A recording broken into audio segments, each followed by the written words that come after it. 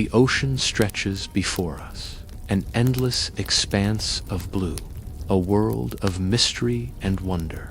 Within its depths lives a creature of unimaginable scale, not a fearsome predator, but a gentle giant, the blue whale. Imagine a being the length of 3 school buses, with a heart the size of a small car, yet it moves with a grace that defies its immense size. This is not a story of a hunter, but a tale of a peaceful nomad, journeying through the warm, sunlit waters of our planet's oceans. Its life is a song, a deep, resonant hum that travels for hundreds of miles, a call that speaks of ancient journeys and timeless rhythms. We often think of the ocean's giants as symbols of power, but the blue whale reminds us that true majesty lies in gentleness. Its diet consists of tiny krill filtered from the water in enormous gulps. It is a creature of peace, a guardian of the deep, whose very presence shapes the marine world. Join us as we drift alongside this magnificent animal, exploring the quiet, profound life of the largest being to have ever lived. We will journey into its world, a world not of aggression, but of serene existence, and discover the soul of the ocean's gentle giant. Beneath the shimmering surface, a silent, elaborate dance begins. This is the world of blue whale courtship, a ritual so rarely witnessed, it remains one of the ocean's greatest secrets. The chase is not one of predator and prey, but a delicate, synchronized ballet. A female, pursued by several males, leads them on an elegant, underwater pursuit. They swim in perfect harmony, their massive bodies moving as one, a fluid sculpture of life and desire. This is not a contest of brute force, but of endurance, agility, and perhaps something we can only describe as connection. The air fills with their calls, not aggressive roars, but deep, powerful, and complex songs that vibrate through the water. These are conversations, declarations, and invitations, a language of love that we are only just beginning to understand. The males will communicate, coordinate, and compete in this graceful display, sometimes for days on end. The final pairing is a moment of quiet union, a promise whispered in the deep. 2 giants, side by side, their movements synchronized, a bond formed in the vast blue expanse.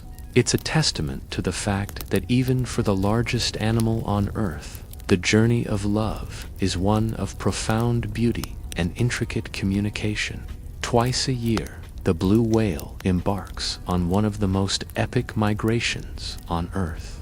It's a journey etched into their very being, a colossal commute driven by the fundamental needs of life, food, and family. From the frigid, nutrient-rich waters of the polar regions, where they feast on billions of krill, they begin their long swim. Their destination, the warm, tropical seas, thousands of miles away. This is not a frantic race, but a steady, determined pilgrimage. They travel at a relaxed pace, conserving energy for the monumental task ahead. Imagine the world from their perspective, navigating by an internal compass we have yet to fully comprehend. Guided by the Earth's magnetic fields, the sun, and the familiar underwater topography, they traverse vast open oceans, facing changing currents, temperatures, and the challenges of a world in constant motion. This journey is a testament to their incredible endurance and instinct. They travel alone or in small groups, their resonant calls a potential lifeline, a way to stay connected across the immense distances. This migration connects ecosystems, carrying nutrients across the globe and linking the coldest seas with the warmest. It is the lifeblood of their species, a rhythm as old as the oceans themselves, ensuring their survival from one generation to the next. We arrive now in the most sacred of ocean spaces, the nursery. Here, in the calm, warm, and protected waters of the tropics, a new chapter begins. After their long migration, the pregnant females seek out these serene sanctuaries to give birth. A blue whale calf is born, already a giant, measuring over 20 feet long and weighing several tons. From its first breath, it is utterly dependent on its mother. Here, we witness one of the most tender bonds in the natural world. The mother gently guides her newborn to the surface for its first gulp of air. She is its protector, its teacher, and its sole source of nourishment. The calf will drink over 100 gallons of its mother's rich, fatty milk every single day, gaining up to 200 pounds in a 24-hour period. It's the fastest growth rate of any animal on the planet. We see them nuzzling, communicating with soft calls, the mother patiently teaching her calf how to swim, breathe, and navigate the shallows. This nursery is a place of warmth and safety, a haven where the calf can grow strong before it's ready to undertake its first great migration back to the feeding grounds. It's a powerful display of maternal instinct and devotion, a quiet celebration of new life in the heart of the blue ocean. As our journey comes to a close, we watch the mother and her now robust calf turn towards the open sea. The time in the nursery is over. Ahead of them lies the vast, deep blue and the long swim back to the feeding grounds.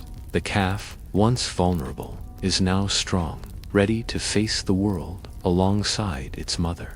They swim in unison, two silhouettes against an endless horizon, their powerful tails propelling them forward.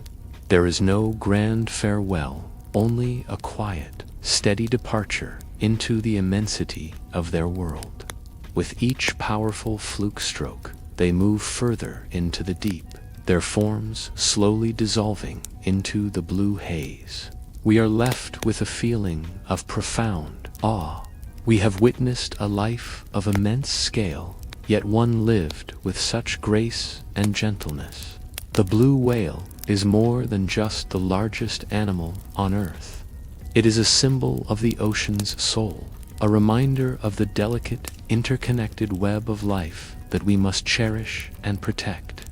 As they disappear from sight, they leave behind not an emptiness, but a deep sense of connection, a silent promise that the heart of the ocean continues to beat, strong and true. Thank you for joining us on this incredible journey. Remember to subscribe for more explorations into our amazing natural world. Have you ever stood by the ocean and felt its immense power, its timeless rhythm? For millennia, we've seen it as a constant, a force of nature that endures.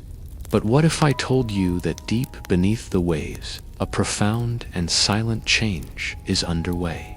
A transformation so slow, so vast, it's almost imperceptible. Imagine the world, the familiar coastlines and the vibrant marine life beginning to fade like an old photograph left in the sun. This isn't a sudden cataclysm, but a quiet, creeping shift.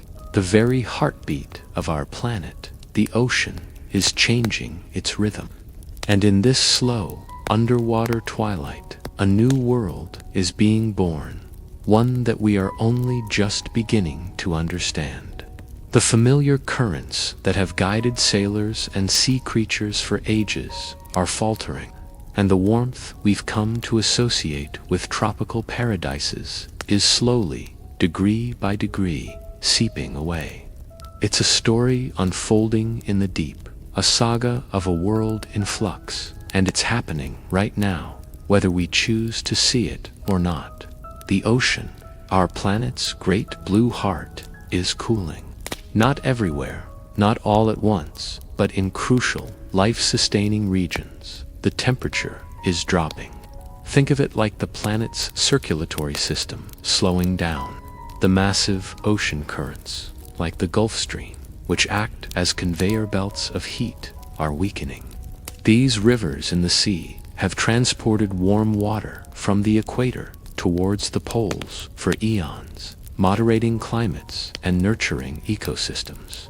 But now, as they lose their strength, that vital transfer of warmth is dwindling. Coastal regions that once enjoyed mild winters are feeling a new, sharper chill. The warm, inviting waters that drew so much life are becoming less hospitable. This isn't just about feeling a bit colder when you go for a swim. It's about the fundamental chemistry of the water changing. Colder water absorbs more carbon dioxide from the atmosphere, which sounds like a good thing, but it increases the ocean's acidity. This shift makes it harder for creatures like corals, clams, and tiny plankton to build their shells and skeletons, the very foundation of the marine food web. The cooling is a quiet crisis, a subtle fever breaking in reverse, signaling a deeper imbalance in the world's climate engine. As the seas cool, the great ocean currents are not just weakening, they're shifting their paths. Imagine the familiar highways of the ocean suddenly rerouted, sending marine life on journeys to nowhere. These currents are the migration routes for whales, turtles, and vast schools of fish.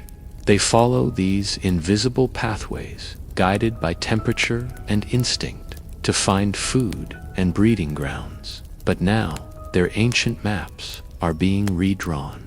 A current that once brought nutrient-rich water to a thriving coastal fishery might now veer off into the deep, leaving behind a barren, empty sea. Species that have depended on these predictable routes for thousands of generations are now lost.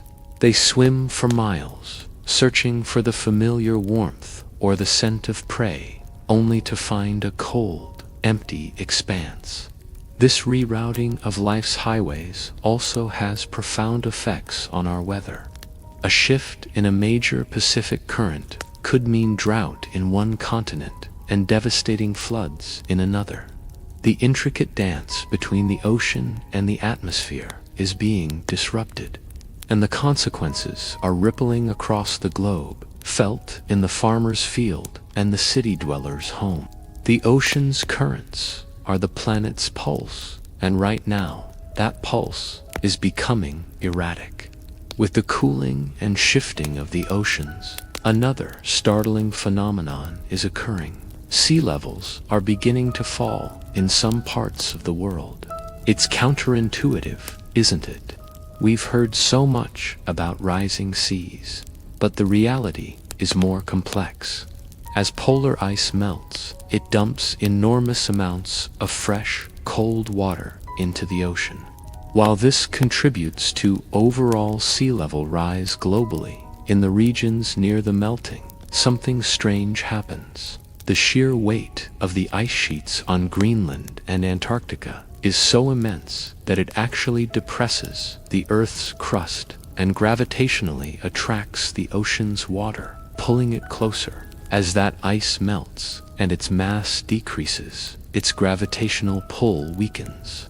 The water that was once held close by the ice sheet is released and redistributes itself across the globe. Consequently, close to the melting ice, the local sea level can actually drop. This creates a bizarre paradox. Coastlines in places like Scandinavia and Scotland are slowly rising from the sea, while distant, low-lying islands in the Pacific are being submerged. These falling sea levels expose new land, but they also drain vital coastal ecosystems like wetlands and mangrove forests, which are nurseries for countless marine species and our first line of defense against storms. The very shape of our world is being remolded, shorelines advancing in one place and retreating in another, all part of this slow, planetary transformation. for the countless creatures that call the ocean home. This new, colder, and reconfigured world presents the ultimate challenge: finding enough to eat. The foundation of the entire marine food web, tiny organisms called phytoplankton thrive in specific temperature ranges. As the oceans cool and currents shift, the traditional blooms of phytoplankton, those explosions of life that turn the sea green, are failing to appear or are happening in the wrong places at the wrong times. This has a cascading effect up the food chain. The zooplankton that graze on phytoplankton starve. The small fish that eat the zooplankton disappear. The larger fish, seals, and whales that depend on them find their cupboards bare. Prey is not just shrinking in number, it's shrinking in size. Under the stress of a changing environment and scarcer food, fish are maturing at smaller sizes. A fisherman's net that was once full of large, healthy cod might now only catch smaller, less nourished fish. For majestic predators like orcas and sharks, the hunt becomes a desperate, energy-draining search across a vast, emptying ocean. They must travel further, hunt harder, and compete for a dwindling resource. This is not a war or a battle. It is a slow, silent famine spreading through the deep. It is the quiet fading of abundance, the gradual dimming of life in the underwater twilight. As we witness this slow metamorphosis, this descent into an underwater twilight, we're faced with a profound sense of melancholy, of watching something beautiful and ancient fade away. It's a grief for a world we thought we knew, a world of vibrant coral reefs and teeming schools of fish. But within this quiet melancholy, there is also a call to stillness, a moment for reflection. We are part of this ocean, and its fate is tied to our own. This isn't a story of blame or despair. It's a story of connection, a reminder that every action we take on land echoes in the deep. Perhaps this twilight is not an ending, but an invitation to listen more closely to the whispers of the ocean, to observe its subtle changes, and to understand our place within its grand, mysterious rhythm. By acknowledging the quiet transformation, by bearing witness to the cooling seas and shifting currents, we begin to change our relationship with the planet. We move from being passive observers to active participants in its story. In the calm, reflective quiet of this new reality, we have the chance to find a different way forward. A path guided by respect, humility, and a deep, abiding love for the blue heart of our world. Thank you for joining me on this journey. If this story resonated with you, please subscribe for more explorations into our changing planet. In the ancient twilight of the ocean, a profound silence reigns. This is a world painted in shades of blue and gray, where sunlight struggles to pierce the depths, casting long, dancing shadows on the seafloor.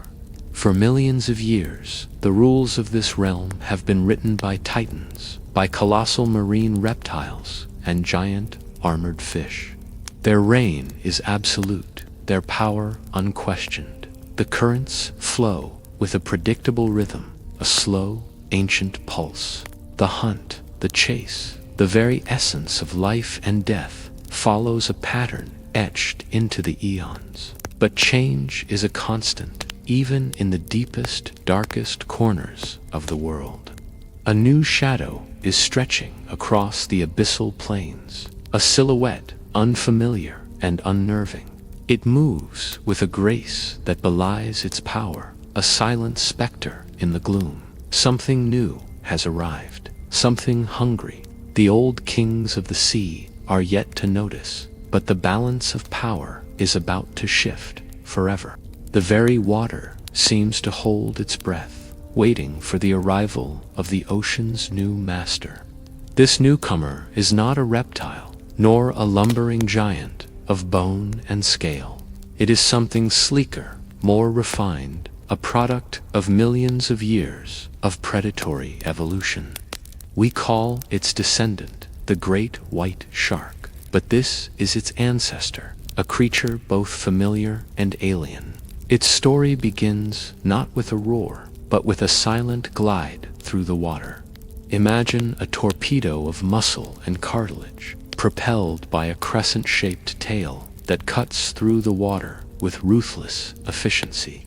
Its eyes, dark and emotionless, scan the murky water, missing nothing. Its skin isn't smooth, but covered in tiny tooth-like scales called dermal denticles, reducing drag and allowing it to move with a quiet, deadly speed. This is not just another fish in the sea. It's a statement, a declaration that a new dynasty is beginning. Its senses are a symphony of predatory perfection. It can detect the faintest electrical fields given off by the muscle contractions of its prey. A sixth sense that turns the ocean into an open book. It can smell a single drop of blood from miles away, a chemical trail leading it to its next meal. The world of this early great white is a crowded and dangerous place. It is not yet the apex predator we know today. It shares these waters with formidable rivals. Giant mosasaurs, the T-Rexes of the deep, still patrol the surface waters, their immense jaws capable of crushing anything in their path. The shark is smaller, more agile, and it must be cautious. It cannot win a direct confrontation with such a beast. So, it learns to be clever. It hunts in the shadows, using the environment to its advantage. It targets smaller, more manageable prey, honing its skills, biding its time. Its primary food source includes the large, bony fish of the era, as well as the ancestors of modern seals and sea lions. These creatures are fast and intelligent, presenting a constant challenge. Each hunt is a life-or-death gamble. A failed attack means starvation, while a successful one risks attracting the attention of larger, more dominant predators. The shark's life is one of constant tension, a delicate dance between hunter and hunted. Let's dive deeper into its hunting strategy. It is a master of the ambush. It doesn't chase its prey over long distances. Instead, it uses the deep, dark water as its cloak. From below, it watches the silhouettes of seals and large fish against the brighter surface. It calculates the speed, the direction, the moment of vulnerability. Then, with an explosive burst of power from its tail, it rockets upwards. The attack is a blur of speed and precision. The goal is to inflict a massive, debilitating bite before the prey even knows what's happening. Its teeth are not just for tearing. They are serrated triangles of natural cutlery, designed to slice through flesh and bone with terrifying ease. If the initial strike is successful, the shark often retreats, waiting for its prey to weaken from blood loss before moving in to feed. This is not cruelty. It is a calculated strategy to minimize the risk of injury. A broken tooth or a gouged eye could mean death for a solitary hunter. Life for the early great white is not just about the hunt, it's also about survival. The ocean is full of threats beyond larger predators. The environment itself is a challenge. Shifting currents, volcanic activity on the seafloor, and changing water temperatures all impact its existence. The shark is a solitary creature for the most part. Its interactions with others of its kind often tense and competitive. Mating is a brief, violent affair driven by pure instinct. The female, typically larger than the male, will carry her pups for an extended period, giving birth to live fully formed miniature versions of herself. From the moment they are born, these young sharks are on their own. There is no parental care. Their first instinct is to hunt. Their first challenge is to survive, even from their own siblings. The ocean offers no nursery, no safe harbor. It is a brutal education where only the strongest and luckiest survive to adulthood. This harsh reality forges a creature of incredible resilience. As millennia pass, the world changes. The great marine reptiles, the mosasaurs and plesiosaurs, begin their slow decline, eventually vanishing from the seas. This extinction event opens up a vast power vacuum. The niches they once occupied are now empty, and the early great white shark is perfectly positioned to fill them. With its primary competitors gone, the shark's population flourishes. It grows larger, more powerful. Its hunting strategies become bolder. It is no longer just a mid-level predator lurking in the shadows. It is ascending to the throne. The shark begins to claim the title of apex predator. Its influence on the marine ecosystem becomes profound. It culls the weak and the sick, ensuring the health of prey populations. Its presence dictates the behavior of other marine animals, creating zones of fear that shape migration patterns and feeding grounds. The shark becomes a keystone species, an architect of its underwater world. The evolution from this ancient hunter to the modern great white is a story of refinement. Over millions of years, its body becomes even more streamlined. Its senses become sharper. Its brain, already complex for a fish, develops further, allowing for more sophisticated hunting techniques and even social behaviors we are only just beginning to understand. The teeth become broader and more heavily serrated, a perfect tool for tackling the large marine mammals that now dominate the oceans. The silent, shadowy hunter of the ancient seas has transformed into the iconic, powerful predator we recognize today. It carries the legacy of its ancestors in its DNA, the resilience, the predatory instinct, the perfect adaptation to its environment. When you look at a great white shark today, you are looking at the culmination of an epic journey, a story of survival and dominance that spans tens of millions of years. It is a living fossil, a true king of the ocean, a title earned through an epoch of silent, relentless struggle in the deep. Thank you for joining us on this journey into the past. If you found this dive into the ancient oceans as fascinating as we did, don't forget to like, subscribe, and hit that notification bell for more deep explorations.